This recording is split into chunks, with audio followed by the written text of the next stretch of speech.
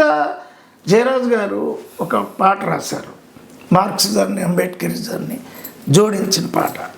అది దగ్గర అటు మార్క్సిస్టులని ఇటు అంబేద్కరిస్టులని రెండు శ్రేణులను కూడా భారతదేశంలో ఉత్తేజపరిచిన పాటగా మనం చెప్పుకోవచ్చు.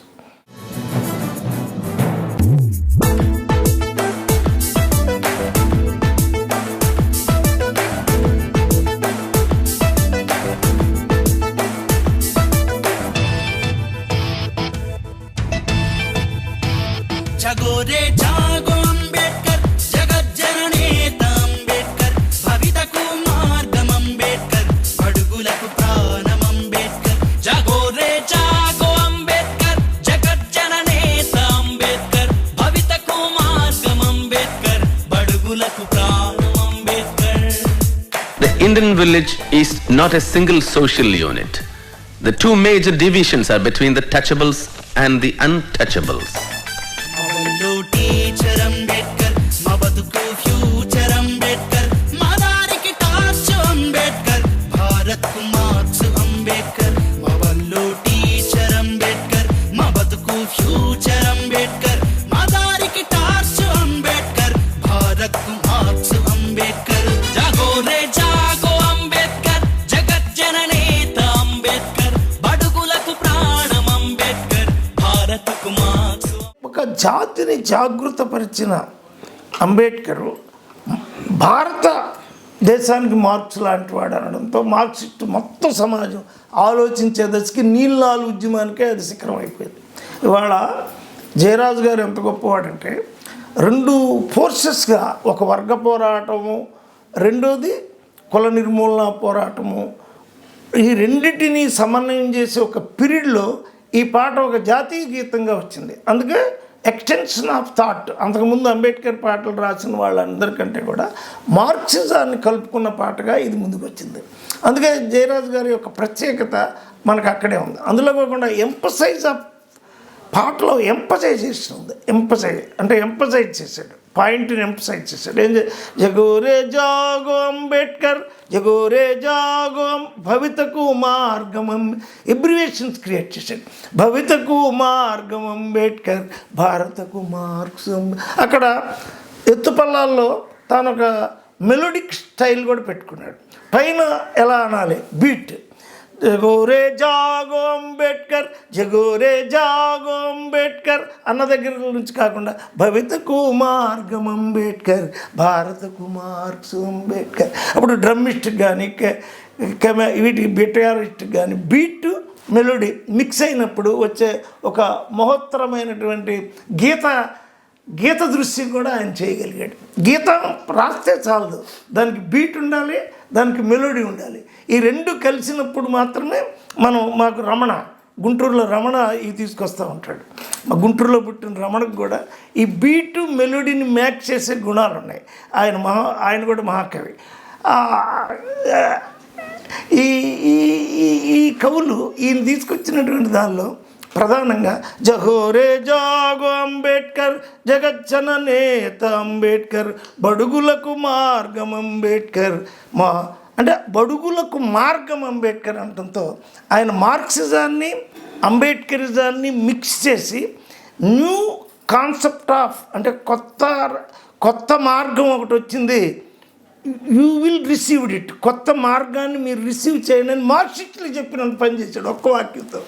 బడుగులకు మార్గం అంబేద్కర్ భారతకు మార్క్స్. అది శబ్దమాట. భారతకు మార్క్స్ అంబేద్కర్ అనేది దగ్గర నాకు తెలిసి భారతదేశంలో వచ్చిన పాటల్లో ఇది అత్యున్నతమైన పాటగానే నేను భావిస్తాను. దానికి కాంట్రవర్సీస్ ఉన్నప్పటికి కూడా, కానీ ఎందుకు అత్యున్నతమైన పాట అయింది, రెండు శ్రేణులుగా సమాజం విడిపోయి ఒకళ్ళు వర్గ పోరాటము, మరొకరు కుల నిర్మూలన పోరాటం అంటున్న ఈ దశలో, రెండు శ్రేణులుగా పాటలు పాడుకుంటున్న దశలో ఈ రెండు శ్రేణులకి మార్గం ఒకటే అని ఒక ఫిలసాఫికల్ స్టాండర్డ్స్ ఉన్నవాడు. మామూలు పాట రచయిత కాదు ఆయన. ఒక ఫిలసాఫికల్ అంటే ఒక ఫిలసాఫికల్ డాక్టరీ ఉన్నటువంటి వాడిగా ఆయన ఏమన్నాడు, ఒక మార్గం చెప్పాడు. బడుగులకు మార్గం అంబేద్కర్. ఇక్కడ ఎస్సీ ఎస్టీ బీసీలు కలిపి బడుగు అనే శబ్దం ఏర్పడింది. బడుగు అనే శబ్దంలో కూడా ఆయన కొత్తదనం తీసుకొచ్చాడు. ఎందుకంటే దళిత్ శబ్దం, ఇండికేషన్ ఆఫ్ ఎస్సీ ఎస్టీస్గా ఉంది, బహుజన శబ్దం ఎస్టీ ఎస్సీ బీసీలుగా ఉంది. ఈ దశలో ఒక మార్క్సిస్ట్గా బడుగు అనే శబ్దాన్ని తీసుకురావడం వల్ల బడుగులకు మార్గం అంబేద్కర్ అనడంలో కర్త అంబేద్కర్ని చివర పెట్టాడు. సహజంగా దళిత రచయితలందరూ కర్తను ముందు పెడతారు. కర్త అంటే అంబేద్కర్తోనే మేము స్టార్ట్ అవుతాం.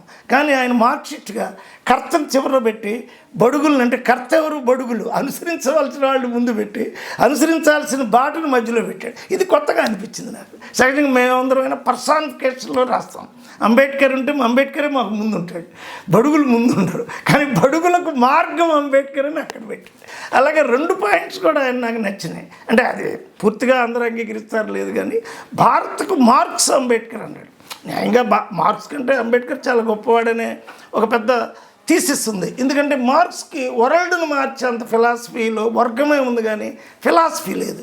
కానీ వరల్డ్కి బౌద్ధాన్ని అందించిన వాడు అంబేద్కర్. వరల్డ్కే ఇవాళ బౌద్ధం వైపు చూస్తుంది వాళ్ళు. అంటే అంబేద్కర్ ఏ ఫిలసాఫికల్ రేంజ్లోనేమో ప్రపంచ మానవుడు. వరల్డ్ ప్రపంచానికి మొత్తానికి ఫిలాసఫర్గా Socrates, Plato, Aristotle. Socrates, Plato, Aristotle ముగ్గురు గ్రీక్ ఫిలాసఫర్స్. ఆ తర్వాత హెగెల్ అండ్ ముఖ్యంగా Marx, Kant, Hegel, Marx Germany philosophers. ఆ తర్వాత ఇండియన్ ఫిలాసఫర్గా మొత్తం ప్రపంచానికి బౌద్ధాన్ని అందించిన వాడు అంబేద్కర్. మార్క్స్కి వచ్చేటప్పటికి హెగెల్ శిష్యుడు, అంబేద్కర్ ఒకళ్ళకి శిష్యుడు కాదు. Is independent philosopher. కానీ ఈయన సాహసం చేసి ఆయన బడుగులకు మార్గం అంబేద్కర్, భారత్కు మార్క్స్ అంబేద్కర్. నాతో చాలామంది ఈయనెట్టి భారత్కు మార్క్స్ అంబేద్కర్ అన్నాడు ఏంటని నన్ను అడిగారు. అయితే ఆయన ఉద్దేశం అది కాదు. అంటే మార్క్స్ కంటే ఎప్పుడూ అంబేద్కర్ పెద్దవాడు, చాలా విస్తృతమైన వాడు అంబేద్కర్. మార్క్స్ ఎకనామిక్స్, ఫిలాసఫీ రాశాడు. అంబేద్కర్కి వచ్చేటప్పటికి 18 సబ్జెక్టులు రాశాడు ఆయన. ముందుగా పొలిటికల్ సైన్స్ రాశాడు, కాన్స్టిట్యూషన్ రాశాడు, ఇండియన్ ఫిలాసఫీ రాశాడు, ఇండియన్ కామర్స్ రాశాడు, ఆంథ్రోపాలజీ రాశాడు. కాబట్టి ఎప్పుడు మార్క్స్ కంటే అంబేద్కర్ గొప్పవాడే. అది ప్రపంచం, హార్వర్డ్ యూనివర్సిటీ అందరూ తేల్చిన విషయమే. కానీ ఒక చారిత్రక సందర్భంగా మార్క్సిస్టులు అందరూ కూడా అంబేద్కర్ని అనుసరించాలని చెప్పి ఈ దేశానికి మార్క్స్లు ఆటాడాయా మీరు ఒకసారి చదవండి, చదివినాక ఆయన మార్క్స్ కంటే గొప్పవాడు అనేది మాత్రం తెలిపోయింది. అది ఈయన ఇచ్చిన జయరాజు గారు తెచ్చిన కంట్రిబ్యూషన్. అయితే చాలామంది నెగెట్ చేశారు, మీరు జయరాజు గారిని ఖండించాలి.